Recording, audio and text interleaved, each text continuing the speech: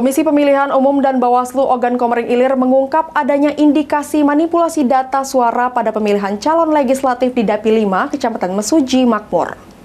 Di hasil itu dapat 3. Guna mengungkap dugaan indikasi penggelembungan suara di beberapa TPS Kecamatan Mesuji Makmur, KPU Oki sempat membuka kotak form C dan D karena terdapat ketidakcocokan antara form C dan D. Terdapat suara partai hilang dan berpindah ke suara caleg Partai Nasdem nomor urut 1 Sri Sutandi yang mengalami penggelembungan suara sebanyak 400 suara. Dikatakan oleh anggota Barisan Pemantau Pemilu Sumatera Selatan Hendy Wijaya, dugaan manipulasi data tersebut berdasarkan rekomendasi dari BPPSS yang diduga dilaporkan ke Bawaslu Sumatera Selatan, sehingga pihaknya melaporkan terkait manipulasi dan tindak pidana pemilu yang dilakukan oleh oknum panitia pemilihan Kecamatan Mesuji Makmur. Pemantau pemilu menemukan adanya indikasi kecurangan. Jadi Bawaslu Oki sudah memberi surat kepada KPU untuk melaksanakan pengecekan ulang C Pleno karena ada indikasi penggelembungan suara. Di C Pleno itu tidak sesuai dengan D hasil.